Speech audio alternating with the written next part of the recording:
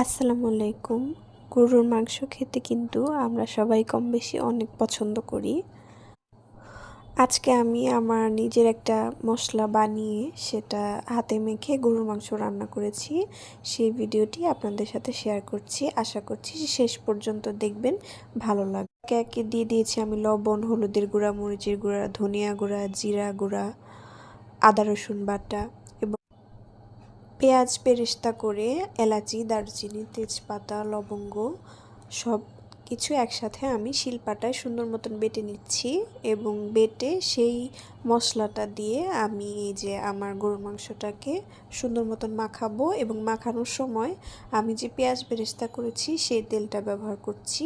এ তো সুন্দর মতন মেখে নিচ্ছি আমি হাতে মেখে। তারপরে আমি গরুর মাংসের মশলা, এটা আমার আরেকটা মশলা, সেখান থেকে আমি সামান্য একটু ব্যবহার করছি জাস্ট ফ্লেভারের জন্য।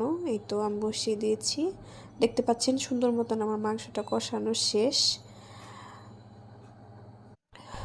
তো এই কষানো মাংসটিতে আমি যে আলুগুলো ভেজে রেখেছিলাম মাংস রান্নার জন্য সেগুলো দিয়ে দিচ্ছি। তারপর আমি দুটোকে সুন্দর মতন মাংসের সাথে আলুটাকে কষিয়ে রান্না করব এবং ঝোলটা খুব বেশি রাখবো না, কষানোই রাখবো। আল্লাহ হাফেজ।